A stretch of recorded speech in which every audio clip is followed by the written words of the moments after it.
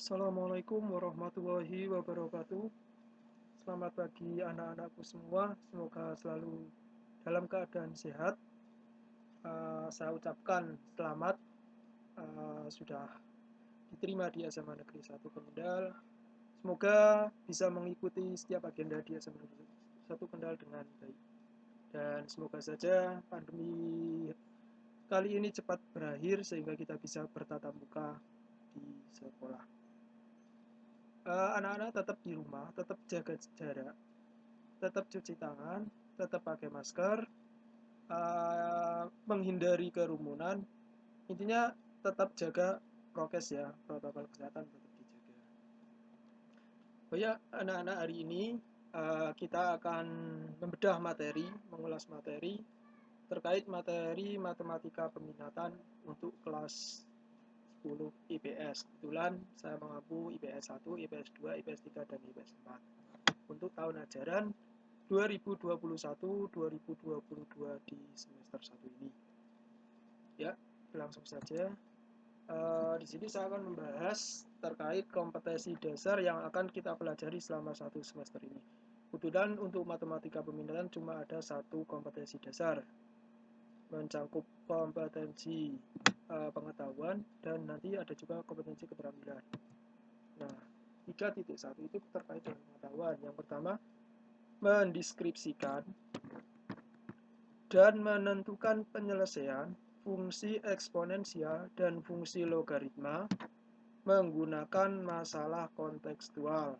Nah, di materi ini harapannya kalian satu, mampu mendeskripsikan apa itu eksponensial, apa itu logaritma.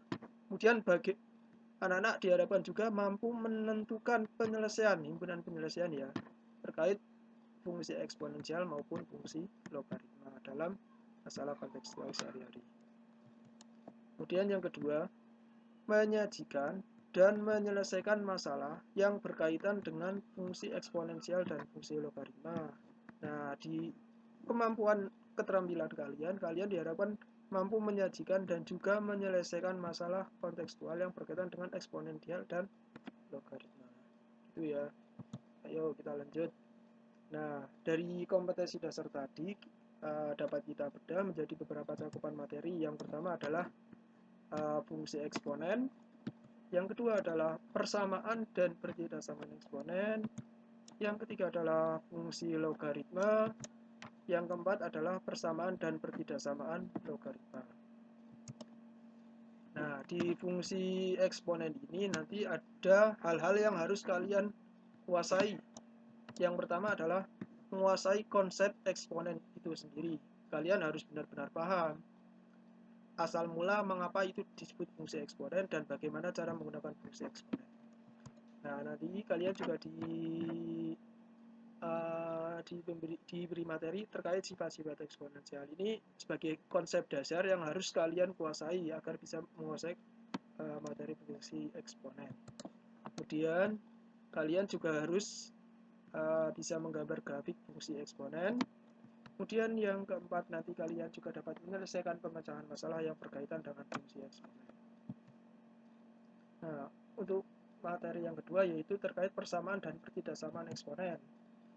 Nah, di sini kalian diharapkan satu, mampu mendeskripsikan, mampu menggambarkan apa itu persamaan, apa itu pertidaksamaan eksponen. Nah, dulu ketika kalian SMP kalian kan pernah diajari persamaan dan pertidaksamaan. Harapannya di sini kalian tinggal memahami lebih lanjut terkait persamaan dan pertidaksamaan eksponen. Kemudian yang kedua, nanti kalian diharapkan mampu menentukan himpunan penyelesaian persamaan eksponen. Ingat-ingat ya, himpunan penyelesaian dalam bentuk persamaan. Nah, untuk yang ketiga nanti himpunan penyelesaiannya dalam bentuk pertidaksamaan.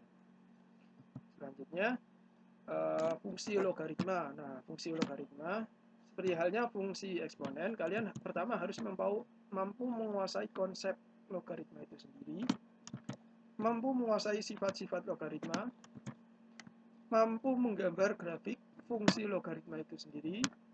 Kemudian yang terakhir adalah kalian mampu menyelesaikan pemecahan masalah kontekstual yang berkaitan dengan fungsi logaritma itu sendiri. Nanti banyak ya manfaat dari fungsi logaritma. Untuk anak IPS biasanya terkait materi akuntansi, terus terkait materi apa ya, inflasi atau apa itu kadang kenaikannya menggunakan fungsi logaritma. Nanti kalau kalian kuliah, kalian mempelajari banyak hal tentang logaritma. Harapannya nanti bisa bermanfaat buat kalian. Selanjutnya yaitu persamaan dan pertidaksamaan logaritma. Persamaan dan pertidaksamaan di sini kalian pertama harus mampu mendeskripsikan. Yang kedua, kalian harus mampu menentukan himpunan penyelesaian.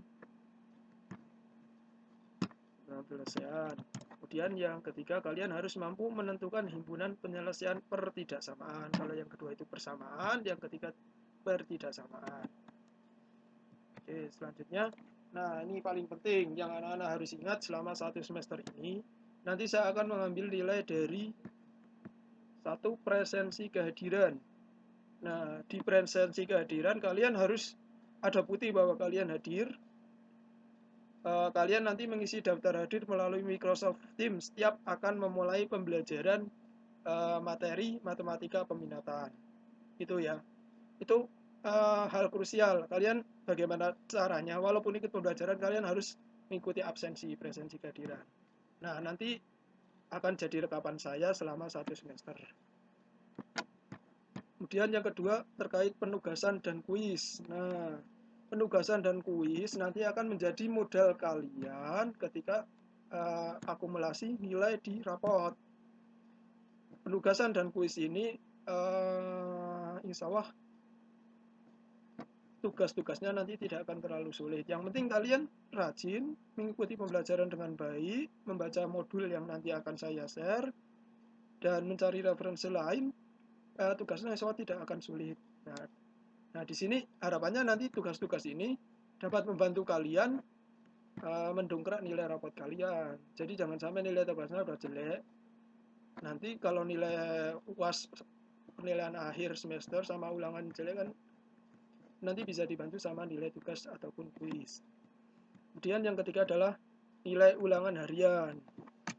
Nah, ulangan harian di sini nanti setiap satu materi selesai, pokok bahasan materi selesai, nanti saya akan mengadakan ulangan harian. Ya mungkin 1 minggu 1 kali ulangan harian. Ini kan kebetulan masih dalam pembelajaran PJJ ya. Nanti kalian bisa open book juga. Saya tidak akan melarang kalian tidak open book. Silakan manfaatkan referensi yang ada, materi yang telah dipelajari untuk mengerjakan soalan harian. Kemudian yang keempat, penilaian tengah semester dan penilaian akhir semester. Nah, di penilaian tengah semester ini nanti kalau misal diadakan dari sekolah, saya akan mengambil dari ini. Dan juga nilai nanti di akhir semester, nanti ada penilaian akhir semester, saya akan ambil ini juga. Poin penilaian akhir semester, poinnya mesti lebih tinggi daripada nilai ulangan harian dan kuis. Ulangan harian, poinnya lebih tinggi daripada nilai kuis. Gitu ya. Nah, di antara nilai-nilai di keempat ini, nanti akan dipengaruhi juga penilaiannya dipengaruhi satu, sikap. Nilainya bagus, tapi sikapnya tidak bagus. Ya, semestinya saya tidak memberikan nilai bagus, karena secara sikapnya tidak bagus. Baik berbicara lewat grup, bertanya, kemudian bagaimana sikap menghargai teman-temannya, dan lain sebagainya ya. Kemudian yang kedua yaitu disiplin. Nah, disiplin ini terkait dengan disiplin dalam presensi, disiplin dalam kalian mengumpulkan tugas. Semakin lama kalian mengumpulkan tugas, walaupun nanti jawabannya benar semua, nilainya tidak akan sempurna karena kalian tidak disiplin mengumpulkan tugas sesuai jadwal waktu yang ditentukan. Intinya, ketika mengerjakan tugas, ketika penugasan, semakin cepat maka nilainya akan saya anggap semakin baik. Semakin molor, maka nilainya akan semakin berkurang. Jadi tidak bakal mendekati sempurna. Kemudian yang ketiga, keaktifan. Keaktifan nanti saya akan lihat keaktifan kalian melalui WA, WhatsApp group, diskusi di WhatsApp aktif tidak, diskusi di Microsoft Teams aktif tidak. Nah, keaktifan ini akan saya rekap nanti buat mempengaruhi nilai penilaian akhir semester. Apakah anak perlu dikasih nilai tambahan ataukah karena tidak perlu dikasih nilai tambahan berdasarkan keaktifan.